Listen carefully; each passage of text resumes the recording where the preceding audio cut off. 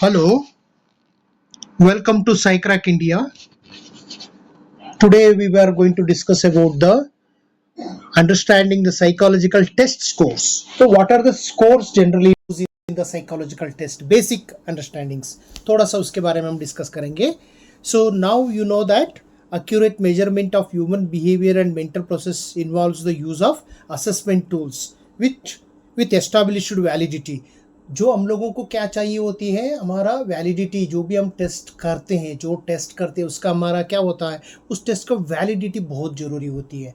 जो वैलिडिटी नहीं होता तो उसका कोई हमारा उसका वैलिडिटी उसका जो होता है उसका कोई कीमत नहीं होती है. तो इसी वजह से हम लोग क्या करना है, तो थोड़ा सा हम देखेंगे कौन सा जो हमारा स्कोर्स होते हैं, है ना, तो उसके बारे में हम लोग समझेंगे अभी. तो अभी देखिए इसमें जो है थोड़ा सा हम अभी इसको समझने के लिए कोशिश करें. तो एक्यूरेट मेजरमेंट होना चाहिए ह्यूमन बिहेवियर में. अगर कोई भी हम टेस्ट लेते हैं, जैसे कि मान लीजिए कोई भी आपका इन्वेंट्रीज होते हैं, वो इन्वेंट्रीज के बारे में हम लोग अगर डेटा वगैरह कलेक्ट करते हैं तो उसके स्कोरिंग प्रोसीजर्स होते हैं, वो किस किस तरीके से होती है. देखिए अलग अलग हमने देख सकते हैं. सबसे पहले जो है such test are administered in standardized fashion.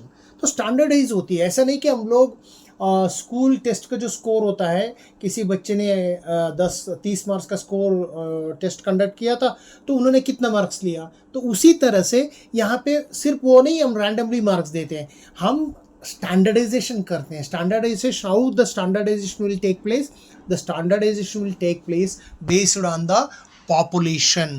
Like for example I want to test the high school students population. तो high school students की एक population होती है, उसके generalized characteristics होते हैं, तो उसको हम बोलते हैं standardize. मतलब किसी को हम पैरामीटर लेते हैं. यहाँ पे standardize, what do you mean the standardize? We maintain certain parameter. ठीक है ना. तो पैरामीटर किस तरफ से होता है, देखिए आप अभी आप लगा देख सकते हैं यहाँ पे जो है, थोड़ा सा आप लोग हम लोग समझने के लिए कोशिश करेंगे. देखिए अभी क्या है, such test administer in standardized fashion, referring to the fact that they are administered precisely in accordance with the established instructions and proper testing conditions. Proper testing conditions होना बहुत ज़रूरी है. जब भी हम अलोकेट करते हैं, जो भी हमने टेस्ट कंडक्शंस करते हैं, उसका प्रॉपर टेस्टिंग होना ज़रूरी है. वंस द टेस्ट मेट, उनसे जो टेस्ट में हम लोग अभी आपका जो भी ये करते हैं, तो टेस्ट का जो एक बार हमारा होने के बाद हम क्या करेंगे, administrating precisely in accordance with the established instructions and proper testing conditions. Proper testing conditions होना जरूरी है. क्या होती है प्रॉपर टेस्टिंग कंडीशंस, जो हमारा एडमिनिस्ट्रेटिव प्रोसीजर्स होगा और हम लोग पूरी की पूरी जो प्रिकॉशंस रखते हैं, उसका जो भी एडमिनिस्ट्रेटिव प्रोसीजर, साइकोलॉजिकल एडमिनिस्ट्रेशन हम प्रिकॉशंस लेते हैं, उसी को हम लोग बोलते हैं उस चीज़ को. तो आई होप आप ये बात को समझ में आया होगा आपको. Once the test has been devised and constructed, it is typically given to large sample of normal. तो हम लोग टेस्ट को कैसे कंस्ट्रक्ट करते हैं, मान लीजिए हम लोग सेल्फ कॉन्सेप्ट के बारे में, suppose we want to prepare a test on self concept on high school students. So now we are looking into the concept of high school students, that means population of the high school students. So we will take the larger sample of the high school students. For example, if I want to test the self concept of Karnataka state, we will take the entire samples, the ratio, the proportion of the sample in the Karnataka state. So now you can understand, typically given in the large sample of normal and healthy individuals. तो normal and healthy individuals का हमारा sample होती है. ऐसा नहीं कि हम लोग अबनॉर्मल लेते हैं. अगर कोई हमारा टेस्टिंग है सेल्फ कॉन्सेप्ट के बारे में, जो हम आपको पता है कि नॉर्मल डिस्ट्रीब्यूशन ऐसी होती है, आपने देखा होगा, जो हमारा इस कैटेगरी में हम एवरेज पॉपुलेशन से हम बोलते हैं. जो नॉर्मल होते हैं वो कहीं ना कहीं तो हमारा एक 100 और 100 के आसपास जो निकलती है, यानी कि हम लोग बोलते हैं मीन्स के आसपास घूमती है हमारा पॉपुलेशन. जो उसको जो हम जितना ज़्यादा लेंगे वो नॉर्मल पॉपुलेशन का, उसके बेस में हमारा क्या होगा, हमारा जो पॉपुलेशन जो है और नियर बाई हमारा एवरेज के आसपास लगेगा, क्योंकि हमारा एवरेज पॉपुलेशन चाहिए होती है. ठीक है ना. तो अभी अब बात समझ में आया होगा आपको. हम लोग थोड़ा आगे बढ़ेंगे. तो अभी हम क्या करेंगे, देखिए the normative process allows the examination of establish what average is gender, race and educational achievement when these factors are found also impact the test scores. तो हम लोग क्या करेंगे, हम लोग नॉर्मेटिव प्रोसेस को भी लेना पड़ता है. अगर मान लीजिए हम लोग कौन सा फैक्टर्स हम नॉर्मल रखेंगे, हम अगर मान लीजिए टेस्ट जो कंडक्ट करना चाहते हैं, कंस्ट्रक्शन करना चाहते हैं, तो अब हम क्या करेंगे, जेंडर कौन सा जेंडर है, फीमेल है या मेल है. अगर हाई स्कूल स्टूडेंट्स के बारे में कर रहे हैं तो फीमेल कैटेगरी है, male category boys and girls जिसको हम बोलते हैं. और रेस कौन सा, रेस मतलब यहाँ पे वो ट्राइबल कम्युनिटी हो सकता है, या कुछ तरीके से रेस का मतलब होता है कि कोई रिलीजियस वे में भी हमारा पॉपुलेशन हो सकता है, मुस्लिम है, हिंदू है, जो उस तरीके से हो सकता है. और एंड एजुकेशनल अचीवमेंट भी हो सकता है. When this factors are found to also impact test scores, the goal is for the best apples to apples comparisons. This process allows establishing the range of normalcy around which to compare the examinee's performance on that particular measure. तो हमको normal distribution को पता करना है, जो population, उसमें हम लोग जनरली जो कैटेगराइज 4 टाइप ऑफ स्कोर्स को हम करेंगे, वो कौन सा टाइप है. देखिए हम पहले, there are many ways to depict the individual score relative to the normative sample. Such data could be represented in the form of standardized score, scaled scores, T-scores and percentile scores. So each reporting method allows to comparison relative to the normative samples. तो जो भी हम score को बारे में हम करते हैं, इसको हम नॉर्मेटिव सैंपल से ही करते हैं. आपने देखा होगा जब भी हमने psychological test conduct, whenever we conduct a psychological test, generally we use standardized scores. Okay, so you need to be understand that. So now what is the important aspect here? So wherever we going to interpret the scores, we refer the standardization. So I hope you understand. Okay, so we will go into next. So now we go one by one.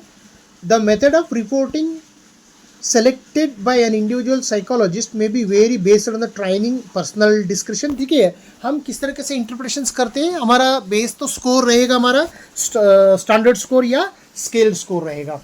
तो उसमें standard score reflect traditional method of descriptive reporting most frequently observed in the areas of intellectual assessment.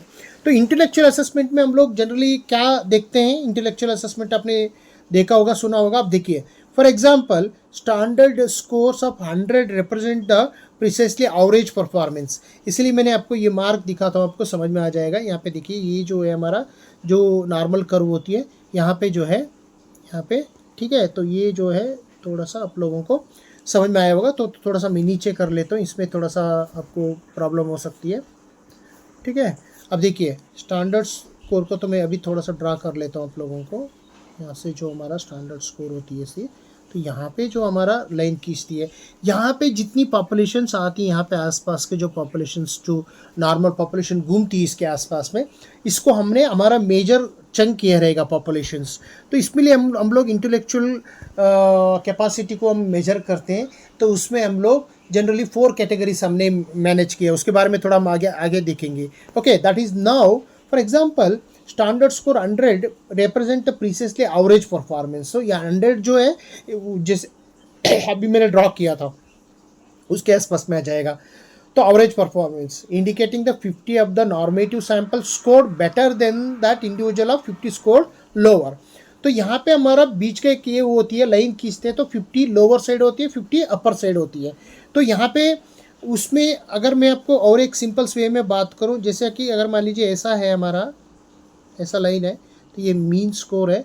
तो यहाँ पे इस तरह से जो चले जाती है वो हायर लेवल तक चले जाते हैं, और इस तरफ से जो चले जाती है वो हमारा इंटेलेक्चुअल कैपेसिटी लो होते चला जाएगा. It's going in lower in this side. तो अभी आप देखिए, अभी हम क्या करेंगे, for example standard score of 100 represent, ये तो अपने समझ में आया होगा. However very few individuals obtain such a precisely average score. तो हम एवरेज स्कोर की अगर बात करें तो हमारा कुछ एरिया जो होती है उसमें एवरेज स्कोर आ जाती है. For example it is generally accepted in psychological practice that normal range of scores would fall between the 90 to 110। तो यानी कि कहने का मतलब ये है, ये एरिया को आपने थोड़ा सा आप समझ सकते हो। अगेन मैं आपको थोड़ा ड्रा कर रहा हूँ, आप लोग को समझ में आ जाएगा।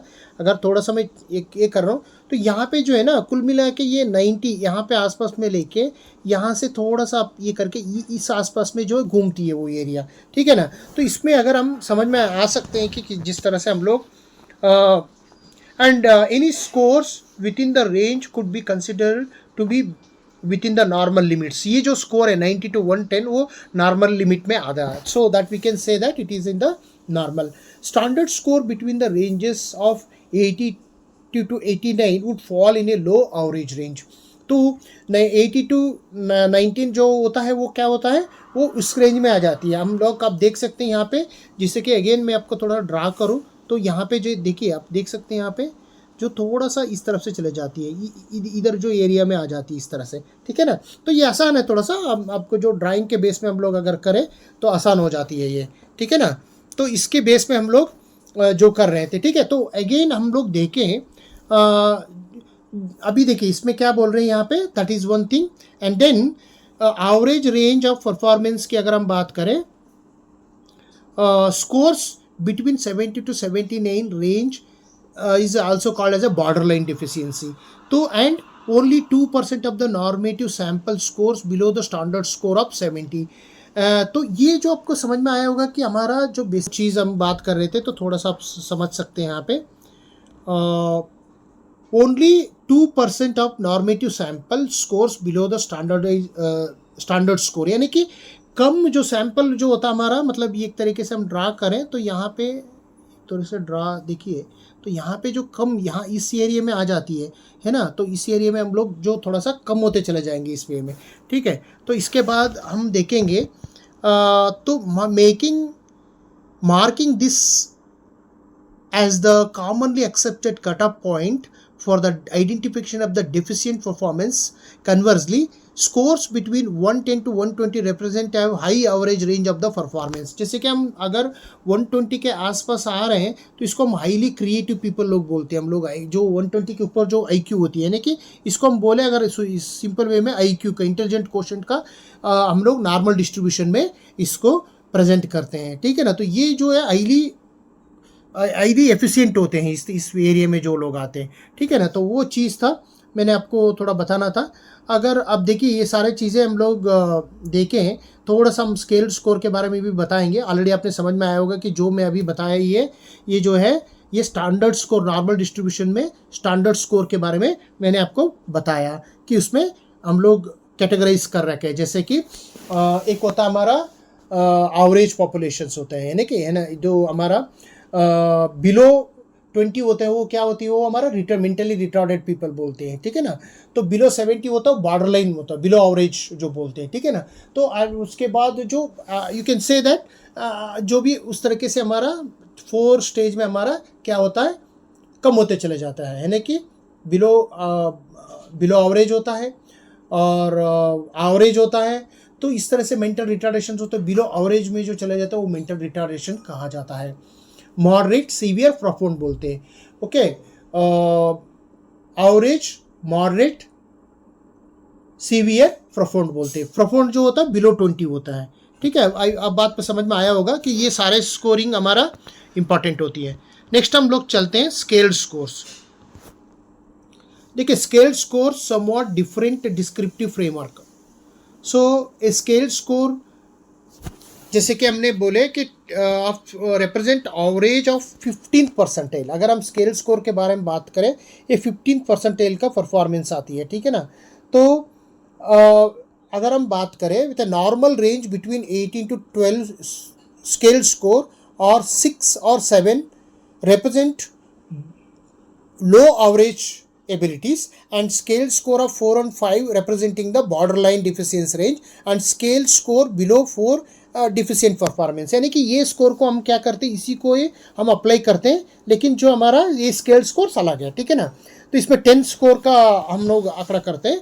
नेक्स्ट जो है हमारा टी स्कोर्स बोलते हैं। टी स्कोर्स भी थोड़ा सा हम लोग समझेंगे।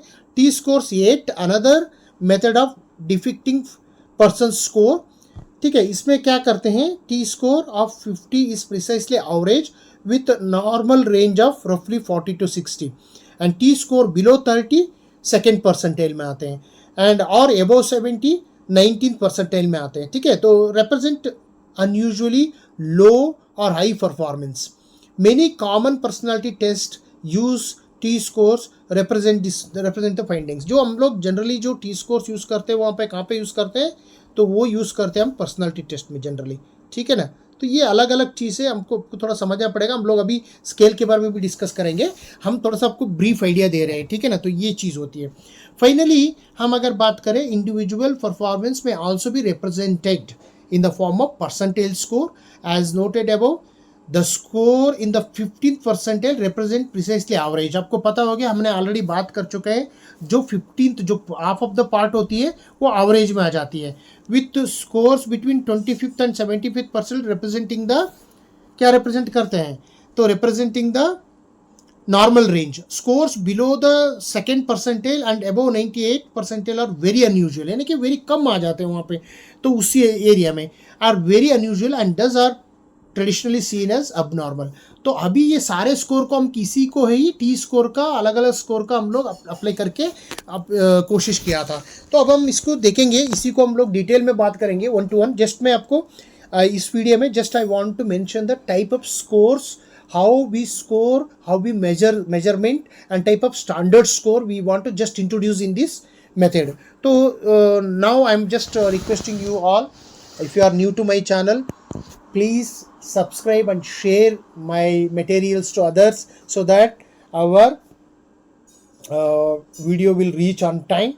And if you are new to channel, subscribe my channel and share it with your friends. Thank you so much.